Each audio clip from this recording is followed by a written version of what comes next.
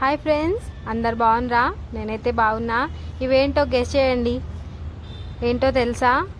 సర్లే కానీ నాకు సబ్స్క్రైబ్ చేసుకోండి, లైక్ చేయండి, షేర్ చేయండి, కామెంట్ చేయండి. ఇప్పుడు మనము అలసందలు వడలు చేసుకుందాము. రండి చూద్దాం. ముందు రోజు అలసందలు నానబెట్టుకోవాలి. అందులో కొంచెం శనగపప్పు వేసుకోవాలి. నానిన అలసందల్ని మిక్సీలో వేసి కొంచెం బరకగా రుబ్బుకోవాలి.